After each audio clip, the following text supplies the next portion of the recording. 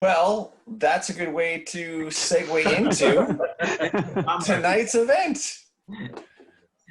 Since we got about 60 seconds, get ready, Monty and Prudence will join us and we will get this thing started. And it's going to be a battle royal. So get your cloths to clean up all the blood because it's going to be gushing pretty quickly. So let's turn it over to Monty and Prudence. Take it over. Well, good evening, everybody. Hello, friends. Welcome. My name is Monte Paulsen. I lead the Passive House team at RDH Building Science, and I'm really honored to welcome each and every one of you to tonight's Passive House Happy Hour, hosted by Passive House Accelerator. Yeah. This is an inclusive gathering. We welcome people from all Passive House communities, as well as anyone else working to create zero emissions buildings with radically lower embodied carbon. So please turn on your cameras, please turn on your microphones, raise a glass, and join us for a very special Canadian toast. Cheers. All right. Cheers. Happy Canada Day. Happy Canada Day. Cheers. Happy Canada Day. Happy Canada Day. Happy Canada Day. Cheers. Cheers. Your mics, close out. Thank you, Monty. We have a great lineup this evening. First of all, we have a short video made by kids for the NAPHN conference, proving once again that it's really not that hard to make a short video and submit it to the Passive House Happy Hour. Just saying.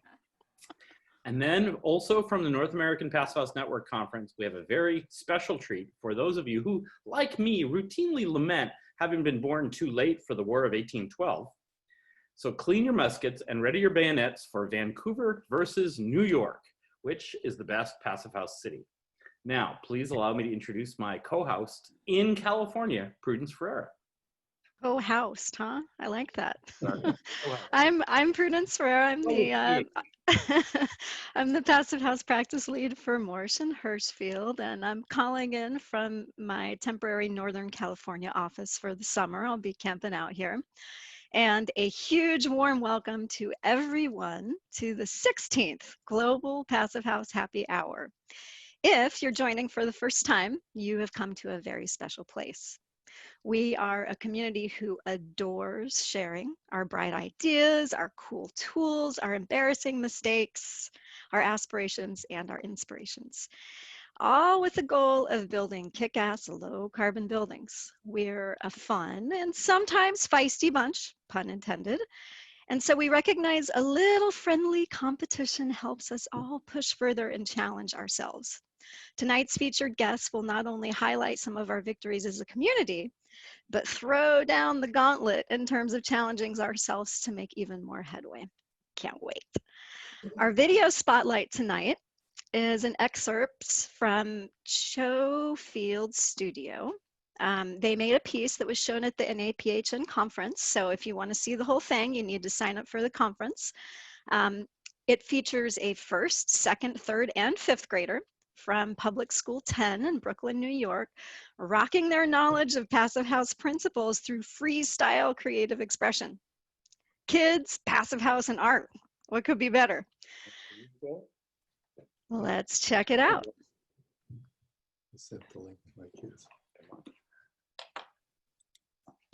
In solidarity with the tremendous efforts by the local and global Passive House community to mitigate climate change as quickly as possible, we at Schofield Studio, as certified Passive House architects, reached out to New York City public schools to share our Passive House knowledge and engage the students in projects to creatively interpret this knowledge in any art form of their choice.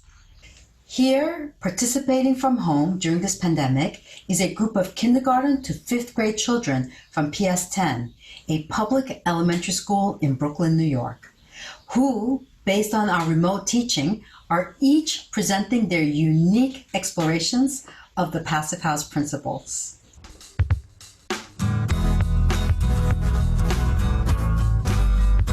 Here's my Lego model of a no thermal bridge.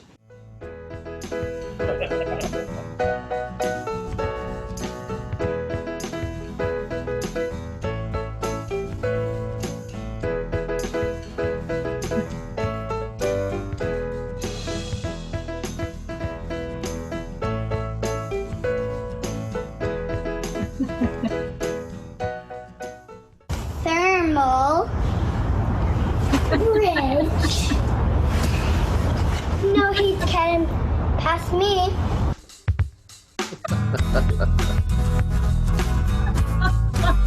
This is my basic model of the ventilation system. It uses the warm air from inside to warm the cold air from outside. So now you're getting fresh air, and now the fresh air is warm enough that you don't have to use a lot of energy on heat to warm up the air. I assure you these are 100% plant-based straws, and that is my video. And when it heats up, warm air comes up, like always, and goes back into the world out of the house. Hello, my name is Morgan Mayer from Class 1301. I'm here to demonstrate a ventilation system of a passive house. Passive house uses 90% less energy. This ventilation design replaces regular air conditioning and heat systems, saving energy. Step number 1. Fresh air gets pulled in the ventilation unit. Step 2. Fresh air circulates to bedrooms and the living room. Step 3. Dirty air exits the bathroom and kitchen. Step 4. Dirty air exits the house. Passive houses are better for the environment and help keep the earth healthy. Bye. Woo-hoo! Well done, and thank you, Cho Shield Studio. That's awesome, fantastic. All right, so we hit, yeah. All right, thank you. Let's say a little applause here. Woo-hoo! Nice work, and as Prudence said, that was just a little excerpt of a longer piece. That's so good. Yeah. Awesome. So we are going to go into some quick breakout rooms right now to just say hello and get acquainted with one another. Somebody going to post that piece somewhere? What was that? Is somebody going to post the full-length piece? So I believe that I think that NAPHN will be posting video after the conference is completed in a few weeks. Yeah. I didn't see that. Where was that?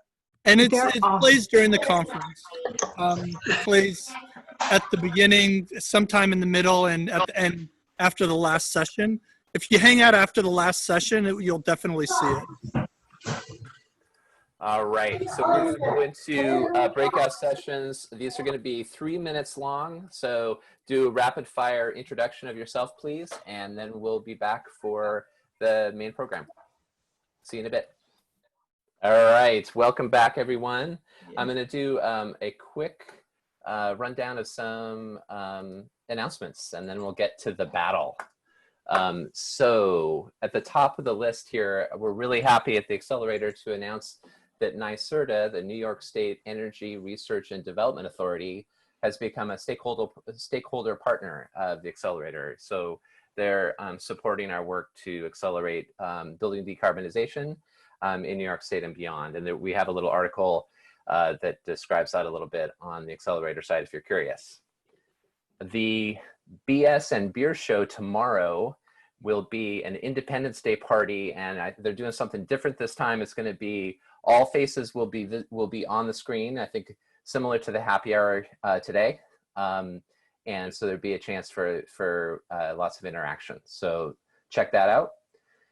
And I want to remind people that every Wednesday morning in Pacific time, Passive House Canada has their Building Conversations webinar hosted by Chris Ballard.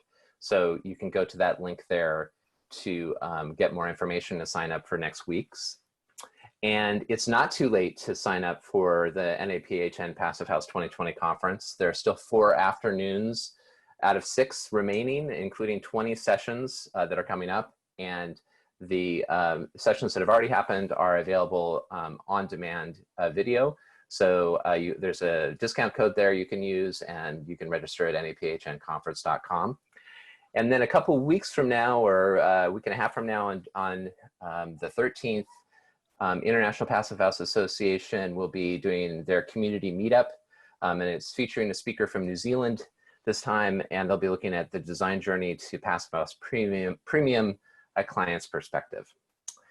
I want to finish here by thanking our founding sponsors, Mitsubishi Electric, Zola Windows, and RDH Building Science, as well as our stakeholder partner, NYSERDA, for their support of our work. They make everything possible. And also I want to thank our patron sponsors, Morrison Hershfield and 475 High Performance Building Supply. And with that, I'll hand it off to Monty. Thank you. Are we unmuted? Great, thank you so much. Okay, Vancouver versus New York. Which is the best Passive House city? So at today's North American Passive House Network Conference, Greg Hale shared the New York State Energy Research and Development Authority, also known as NYSERDA's roadmaps for sending long-term market signals to promote Passive House, building electrification, and deep energy retrofits. He was followed up by SAILEN Black from the city of Vancouver, who talked about the city strategies to promote Passive House and other net zero energy emissions buildings, not just net actual zero energy emissions buildings. So you can go to the NAPHN site, I think tomorrow, and watch the video, and you will see that both Black and Hale were insightful, well-informed, and thoughtful. The following presentation promises none of that. Prudence? So our first contender is a lean and keen designing machine. Don't let his welterweight physique and mild manners fool you, though. He's been a competitor in the ring in North America since 2006 and outwitted many a competitor with his incisive data-driven moves. Hailing from Germany, trained at Bauhaus University, where he honed a tireless work ethic, and now principal of an architecture firm that needs only his name as a calling card, Andreas M. Benzing. Nice. And facing off on behalf of Vancouver, if not all of Canada, is my friend and sitting at the table here, Scott Kennedy. Scott is principal of Cornerstone Architecture. He and his team designed one of the City of Vancouver's first multi-family Passive House buildings, known as the Heights. Since that groundbreaking building, Cornerstone has become Vancouver's most active Passive House practice. They have finished 3 buildings. They have 4 under construction. They have 1 in marketing and 13 more in design. I don't know of a firm in the region that has that much experience. Scott is also past chair of Passive House Canada Board, but most importantly, on the very first building, he let dozens and dozens and dozens of tours. He must have been completely sick of giving tours of this building. But I can tell you for a fact that many of Scott's tours were directly responsible persuading other developers that this was doable, practical, and made a huge impact on many of the Passive House buildings that follows. So it is my privilege to work with Scott on a few of these last few years, and my honor to introduce the Wayne Gretzky of multifamily Passive House, Scott Kennedy. All right, fantastic. So Andreas, you get the first shot. So load them up. Definitely. So I share my screen, I guess. You guys see the screen or? Yeah. I do that. All right. Hello, everyone, to the battle of the cities, New York City versus Vancouver. So I think it's going to be difficult to top the kids, but I want to note that the kids are all New York City kids. And so our troops tonight, we claim that we hosted Dr. Wolfgang Feist before you guys in Vancouver. It happened on October 25th, 2010 in Brooklyn. Of course, we are a little bit younger there, and some have hair, some don't, but we are still very enthusiastic about Passive House, of course. We also, I think, hosted a symposium or Passive House conference before you guys, thanks to Ken, who still pushes the conference, which is an important part of the Passive House kind of community. We did it in 2012. We had only 90 people, so we started very small, but of course, we grew to quite a large number. We had last year's conference, NAPHN conference, which we hosted in New York City. We had over 800 attendees. So since we are doing stuff big here in New York City, we also have the tallest Passive House infill. And that is done by our own Stash Strzelewski. It has 24 stories. And of course, nothing comes alone in New York City. We have plenty of them. So we have them popping up like mushrooms. We also have the largest passive house in the world. It was done, or it is designed by Handel Architects and Jonathan Rose companies. It actually is not just a small passive house, but it actually is an entire Manhattan block. It has over 800,000 square foot of floor area and has 700 units, passive house units in that building. It's located in Manhattan and it's under construction currently. So we did kind of a passive house map to demonstrate the growth of passive house, and we have document currently about 170 projects in New York State, and we know that we have more than 100 buildings in New York City, and I hope we beat you guys in Vancouver handily on that point. But we don't just build a lot of buildings, we also build a lot of large buildings, not just large, but we actually build extra large. We built a lot of extra large buildings in Manhattan and in the Bronx, and it's kind of a new trend for affordable housing architects to build large passive house buildings. But New York City can do small as well.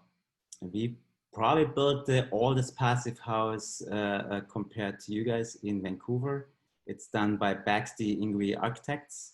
And it's, of course, nowadays a very modern and new passive house buildings.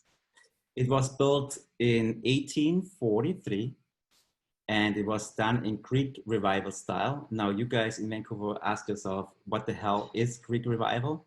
And of course, you don't know, because Vancouver didn't exist in 1843.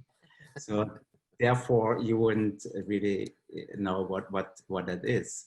But we have plenty of old buildings in New York City. So we have over 80 passive house retrofits in Brooklyn alone. And therefore we have quite a large expertise in passive house retrofits. We have Dylan. And Dylan is the world's youngest certified passive house designer. If you believe it or not, it's probably true. And I can see behind Scott, there's some ambition as well. And Dylan was 15 years old when he achieved that certification last year. He was in 10th grade, and he went to LaGuardia High School. So thanks, Dylan, and maybe you can toast later on and tell your story. But his dream job is to be an architect, good luck with it, or an engineer. But now Battle of the City would be completed with some sort of collaboration. I think that's very important to push each other. When we decided to do the Icebox Challenge, we of course received the fully constructed passive house boxes straight out of Vancouver. It came on a big truck and it came with Sean. It was amazing. We had to do nothing except spice it up a little bit Brooklyn style. So a graffiti artist was hired from Belgium, Ollie B, and he did, I think, a very good job to spice those white boxes up a little bit and gave it some sex appeal.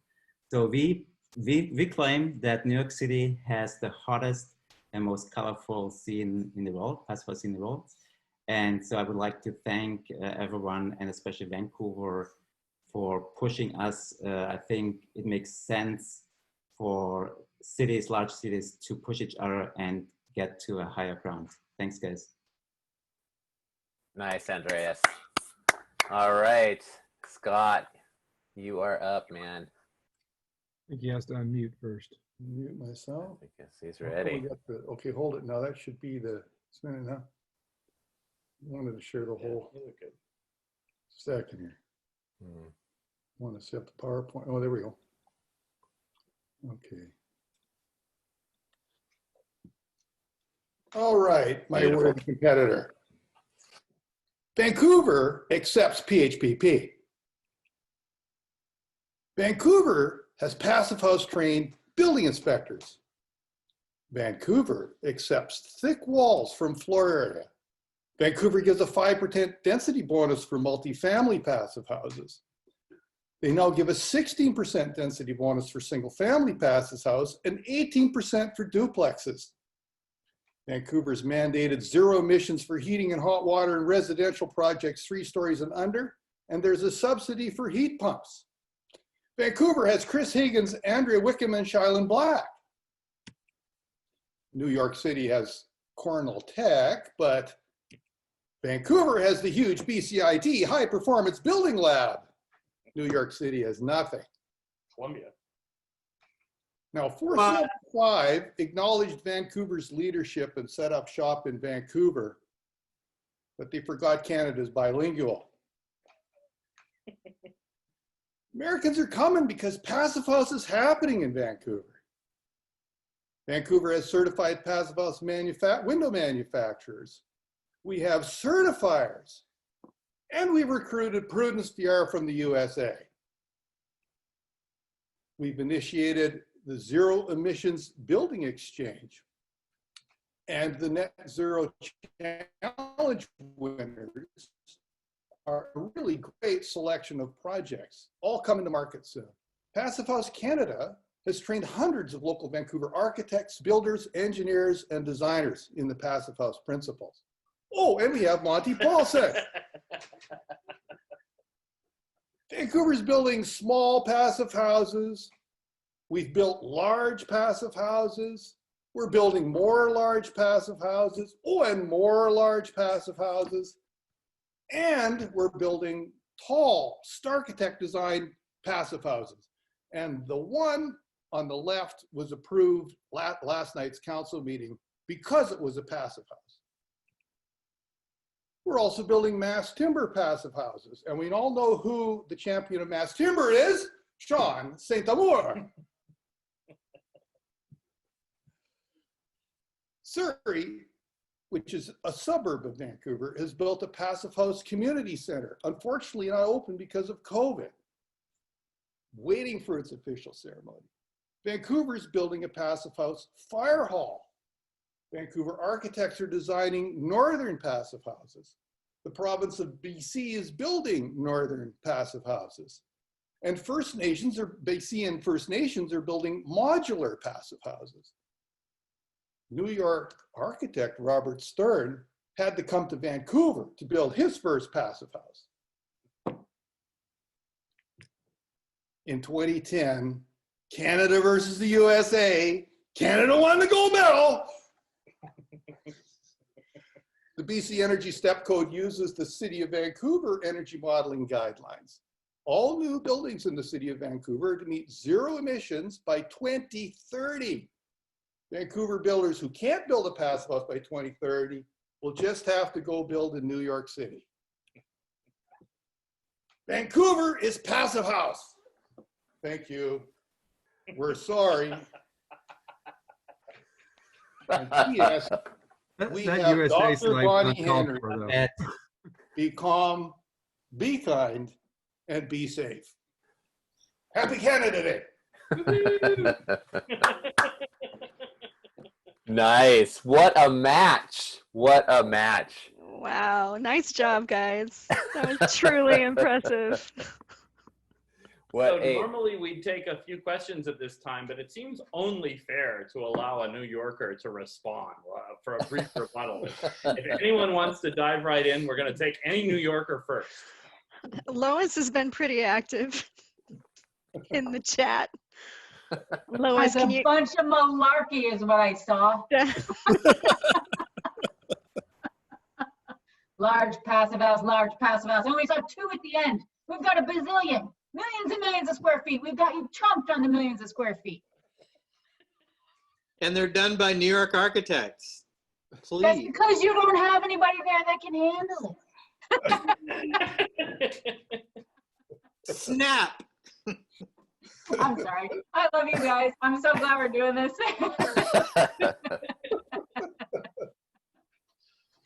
New Yorkers against I don't know what I'm talking about. No, I had no idea what I was getting in the middle of here. I'm starting to get afraid. A couple of cocktails and a smackdown? Come on. So after that display of Passive House strength and prowess, Andreas and Scott, what's the top thing you think that other cities need to do to bring our Passive House chops up to this level here? I actually go to my buddy Monte, who calls it something like 150 cups of coffee. And it's really that idea that we really do need the cities and the local governments to participate in encouraging these things. And it takes a long time to do that. And we've been fortunate in Vancouver that we have a great team of people, and they saw them all on SAILEN's slide at the conference. But it's one of the key pieces for sure. And you need champions. And of course, we've got lots of champions in our marketplace as New York does. And that's really the key. Yeah, I would agree. I mean, you know, in New York City, of course, we have the New York stretch code, which is I just froze. No, my connection's frozen. Yeah. We're off. How do we look like frozen? So I have the floor for myself. So, you know, that has a Passive House section in it, but, you know, obviously it's not going to be adopted until PHP is approved. So that's one of the biggest challenges we face. I might add also that, and that's probably also special compared with you guys in Vancouver, we have our own PHPP. It's an IP version. You guys don't have that. It's just done for us here in New York or in the US. And I think the biggest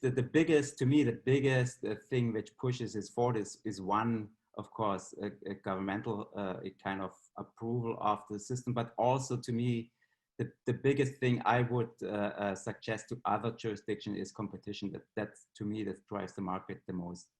There's nothing more driving and more kind of motivating than competition. So once one architect does a big building, you know that there's the other ones, they want to do it as well. So I think competition works best.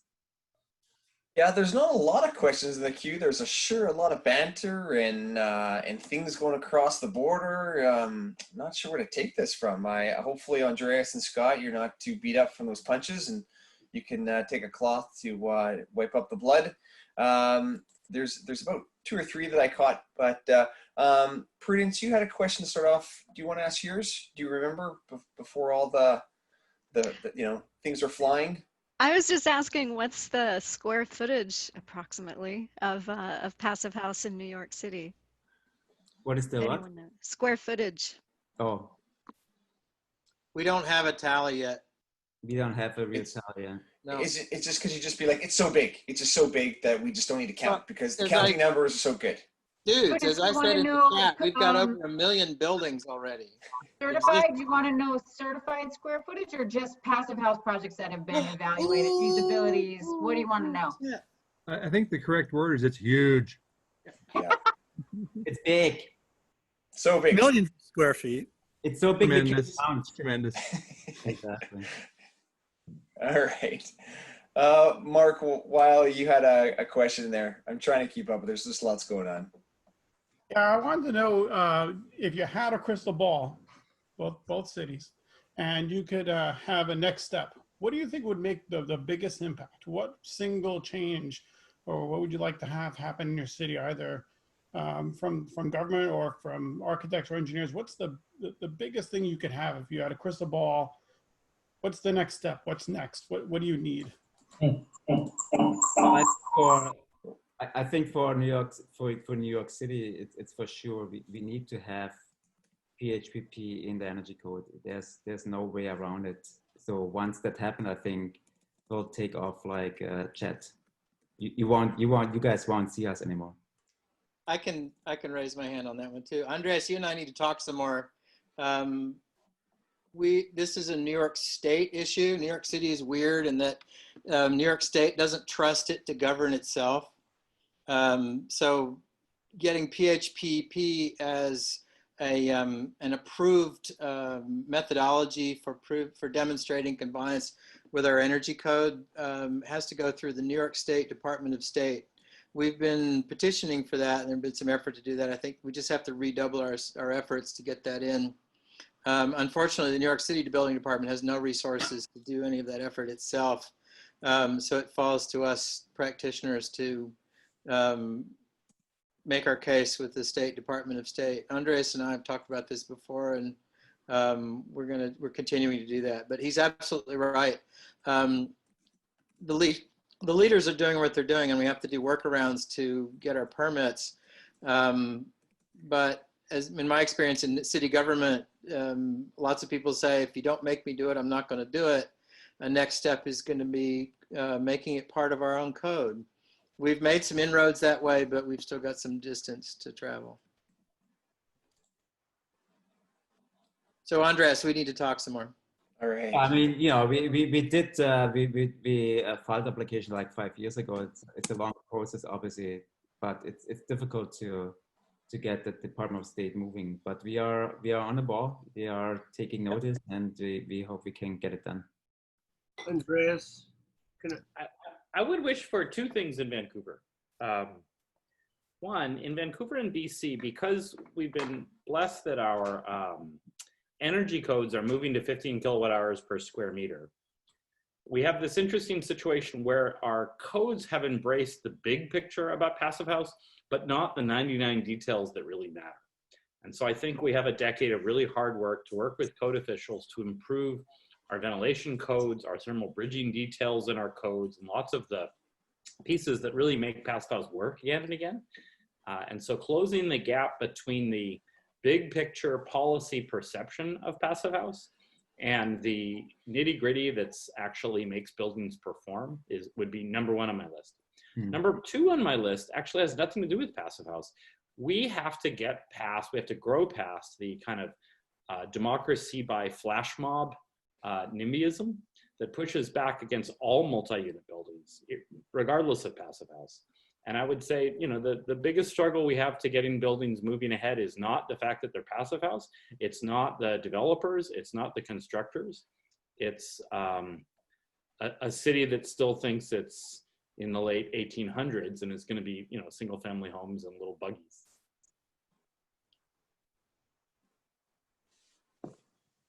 Scott, do you want to chime in? Are you good? Well, it's going to always be the same thing. It's a quicker approval process for all projects in the city of Vancouver. That is the biggest hurdle to everything we do. And when you're talking about the kind of land prices that even single family houses here in Vancouver have, it's a massive part of affordability.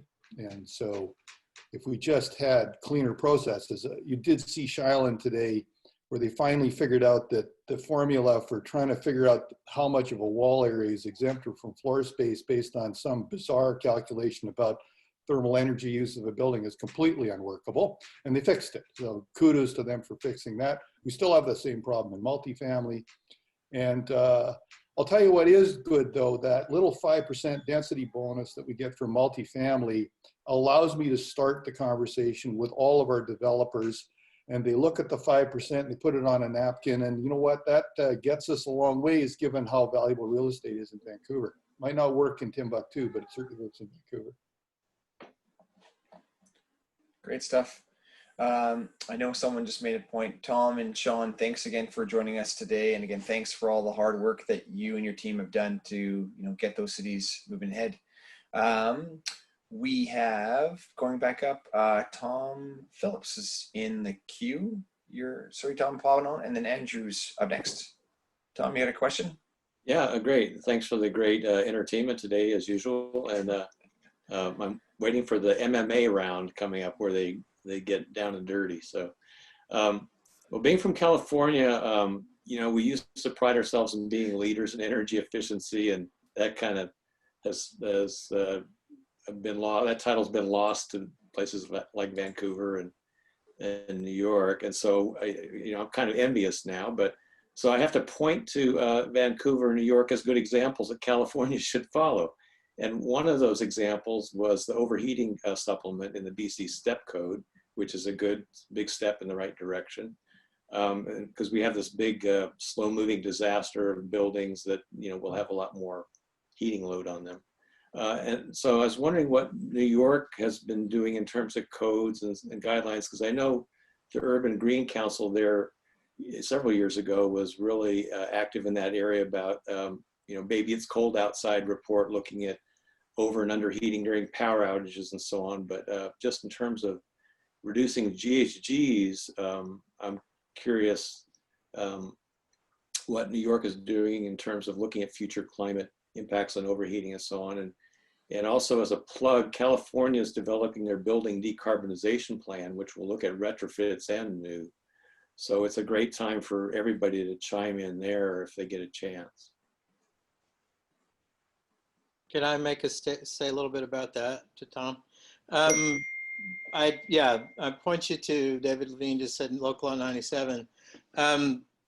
The City of New York last year passed something called the Climate Mobilization Act, which was a packet of local laws focused on sustainability, energy efficiency, and reducing greenhouse gas emissions reductions. The most significant one in my mind is what's called Local Law 97, which actually establishes a greenhouse gas emissions cap for every building in the City of New York over 10,000 square feet.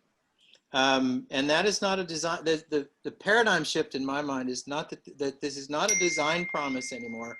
This is not something that you say, here's my design, I'm the Passive House, I'm doing high performance, here's my, here's the energy performance of my building, and thank you for your for the permit.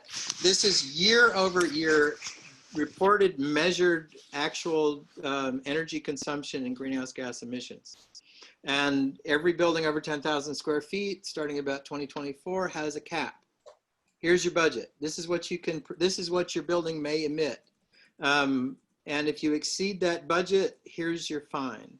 And the fine is defined as dollars per square foot metric ton equivalent of carbon over an established budget based on your occupancy. And that's not just once and done, that's every year that the building reports its energy use, and City of New York now benchmarks buildings every year.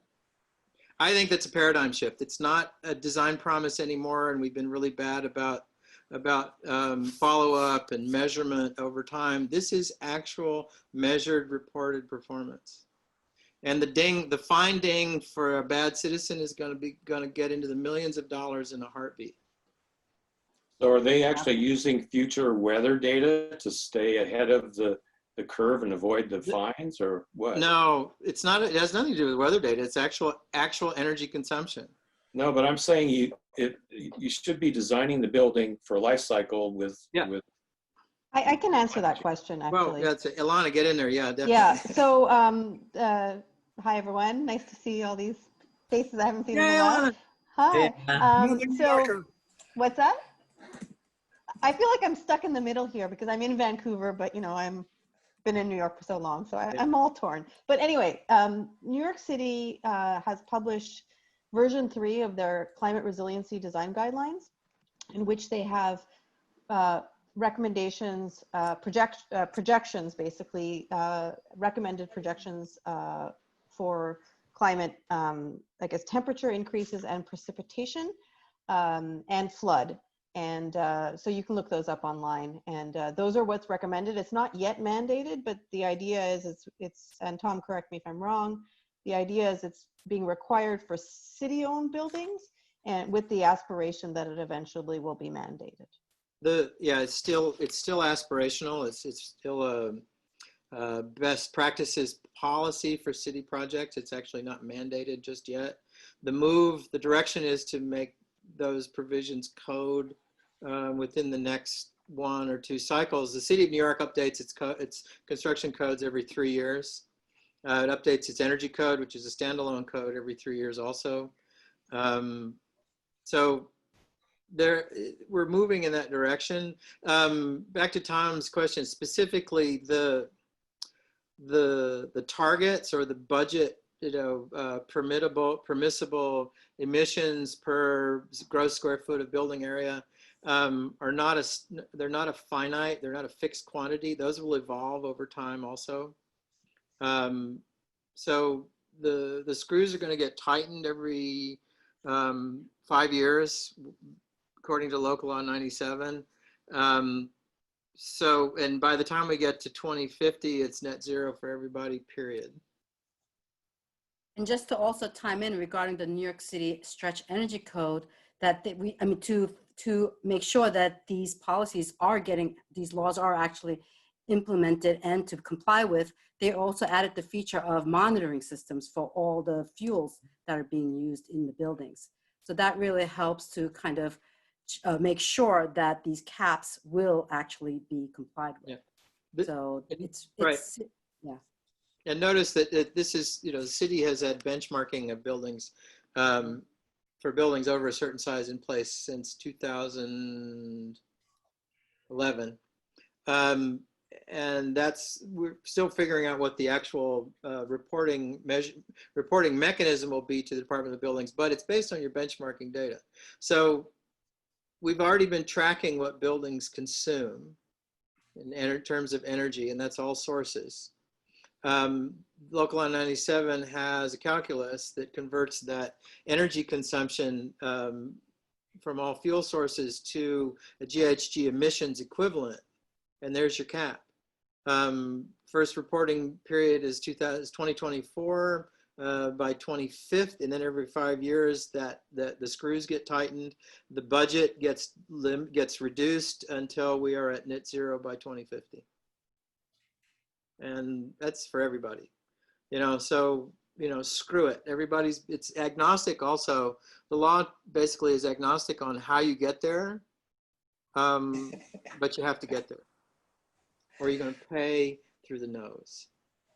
So it's fast, wonderful for all of us.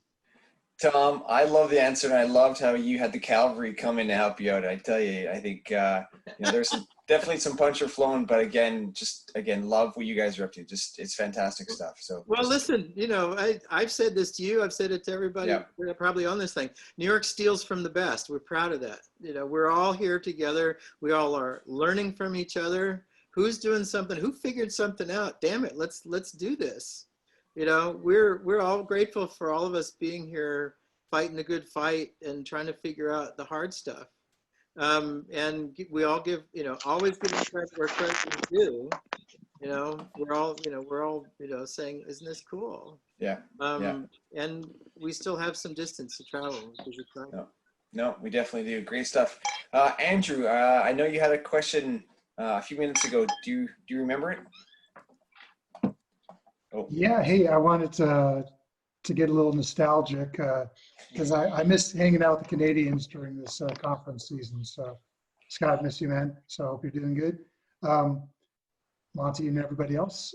So I wanted to ask, what were the first real influential buildings in New York and Vancouver, and whether certified or not, and what kind of planted the seed for this to happen, just as far as actual buildings. I think we had so many, there's not one building influential. I think it really started, I think, in Brooklyn with brownstone buildings renovation. I think that was very influential, I think, initially. That's where it started. Ken, you? Yeah, I would say, Jeremy Shannon did a few brownstone retrofits early. And then Sam Bargetts at Loading Dock 5 did a project in Williamsburg that was highly toured, like Scott's. Along with the brownstones. Yeah, there was the Tight House also, right? Yeah, Julie's was a little bit later. Oh, was it? Okay. But yeah. Well, and Julie's townhouse has become this sort of poster child of, townhouse retrofits into Passive House. I swear to God, if I see that photograph of her block one more time, I think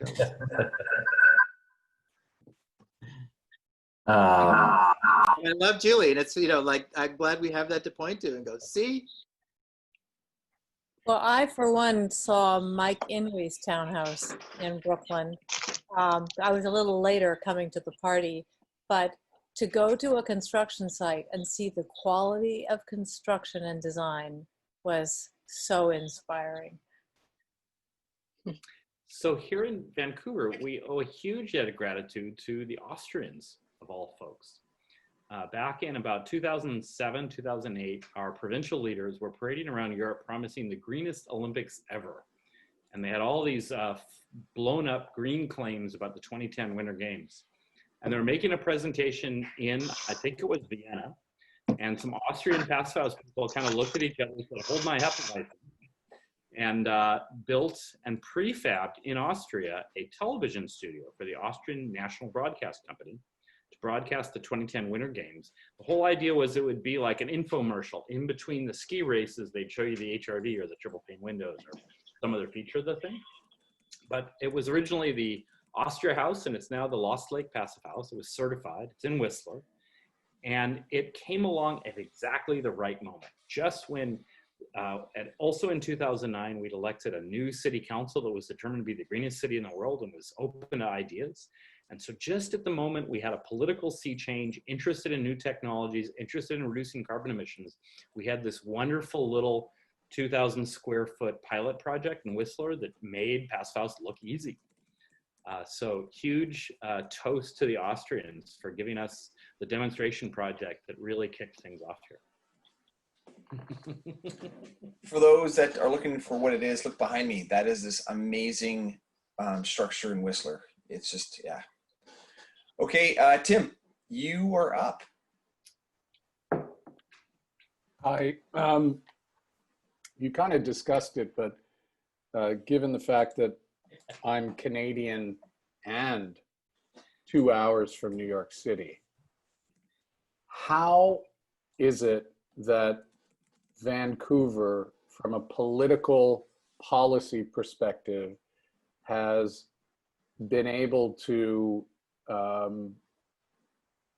manage to, I mean, is it really about a socialist agenda in Canada versus the United States? Is it really about this horrible political environment that we're working in that keeps us from getting to the same level? I gotta say, like, from a policy perspective, it seems like, sorry guys, Vancouver is ahead of the game. So politics, right? So I guess that's what I want to hear about. How is it, are we just destined to be 10, 20 years behind Canada because of the policy and politics of the two countries? I can take a stab at that, having lived in both places. And my observations having now been in Vancouver for 2 years. And I wouldn't say it's representative of the entire country because I'm a Quebecer originally, and that's a different, just look at COVID, you know, look at how Bonnie Henry and, you know, how BC has been managing COVID.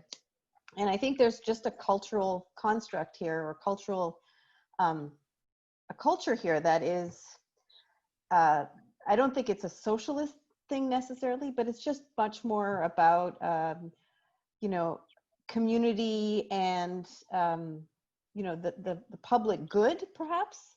And that's my observation. And I think in New York, you know, there's just, you know, there is that will, but there are so many different opinions and so many different forces that sort of push and pull each other, that it just feels more challenging, you know, because people are not necessarily always aligned in the same way. That's my observation personally.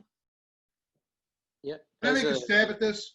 Because I completely not from building, from politics. I'm very deep in the weeds in politics. And the problem in this country is lurching from Republican to Democratic administrations. The Democratic administration, when Obama came in, you know, there was movements for you know, cash for clunkers. There was movements for insulation tax credits. There was movements for solar tax credits. And then poof, Republicans come in and it all disappears. And it's the same thing. I think Canada, from my observations, is more stable. I think Canadian is more stable. But I think this is the heart of it. I don't think it has anything to do with building departments. It has anything to do with desire. It has anything to do with but the leadership from the top. That's my 2 cents. Hey, I think I want to just chime in if my audio is working. Albert, American, but living in Vancouver right now. So I don't think it's Canada per se. Vancouver is a unique nexus. I've spent time in other parts of the provinces. I've spent plenty of time in the US and so forth. And my observation, for whatever it's worth, is in Canada, and especially in Vancouver, there is a much deeper understanding of a shared self-benefit and a shared community worth. And it's respected.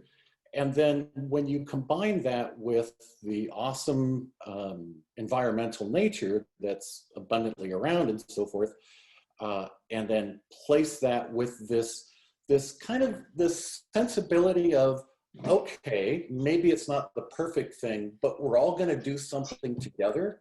In the building industry, I've not seen a market like this before, ever, where builders who would be finding themselves at a huge cost disadvantage and an uphill ramp will just buckle up and say, okay, if that's what everyone's doing, I'm on board. That's unique.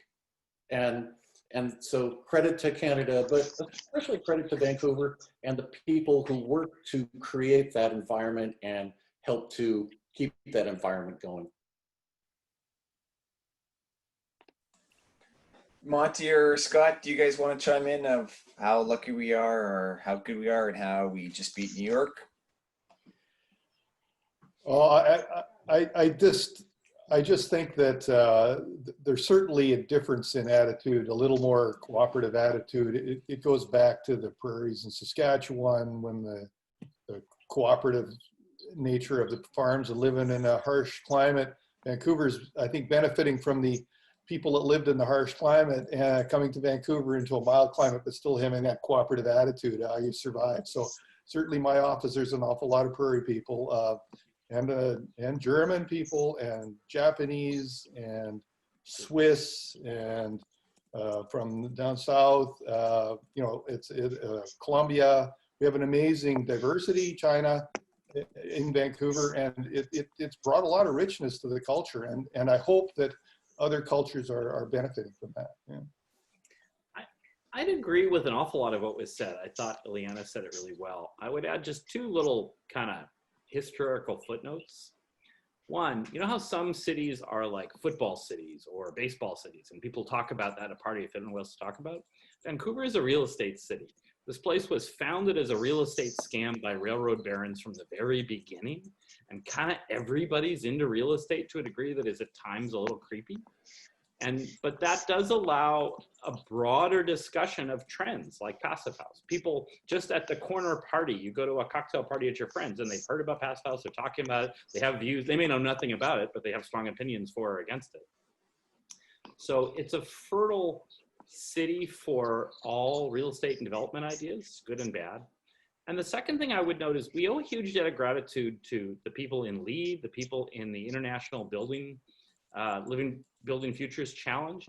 There were decades in which Vancouver was leading the way in these other standards, trained hundreds and hundreds of people in these other standards, and they came to realize both the strengths and the shortfalls of those standards.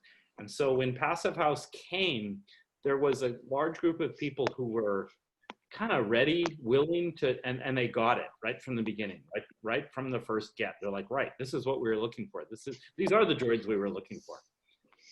So I think those historical bits matter, and I really think it is important to recognize that I don't think Passive House would have taken off here had not LEED spent 20 years sowing the ground. It's exhausting, that's all I'll say. It is, but that, Tim, that's why we get up in the morning to do what we love to do, because we love what we're doing, because we know we're making a difference. So, yeah. Mike, the legislation game is really whack. I mean, it's somebody who spent the last decade working on New York City local laws to change the codes and the regs and push in this direction.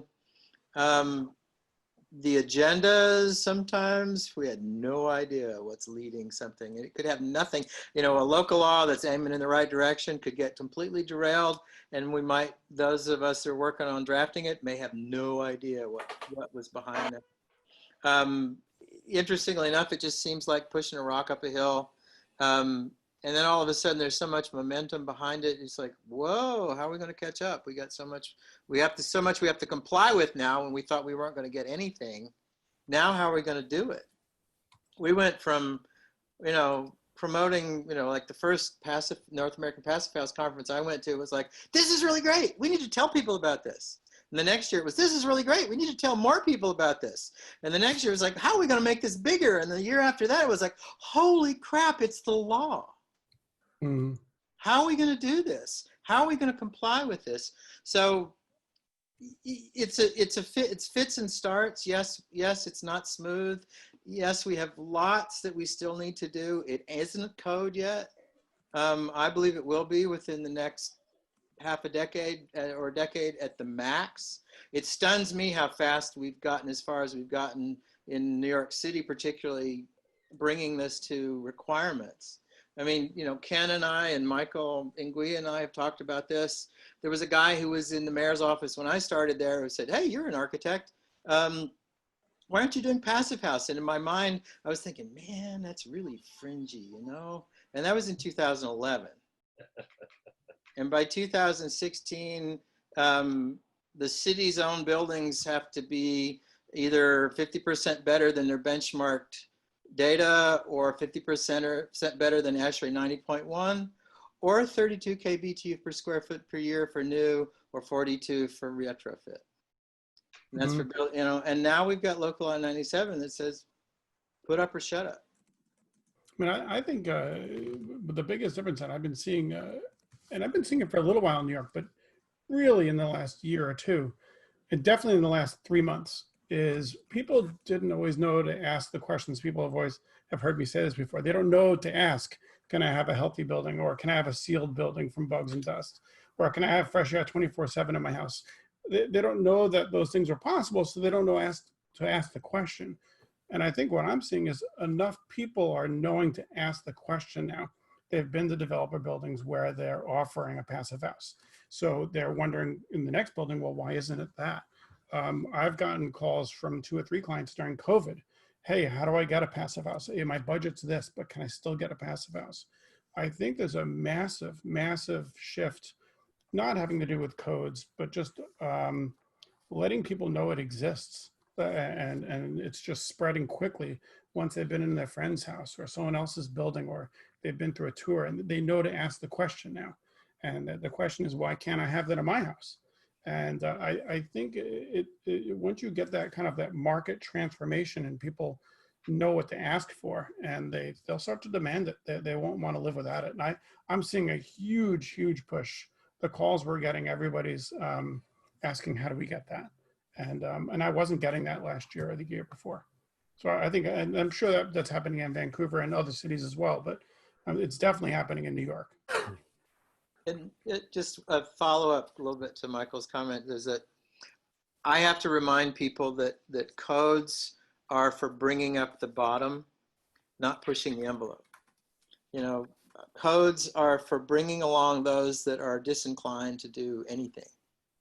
And you know, we're part of a community that already sees it, already has the vision firmly in their brains, and knows what we have to do.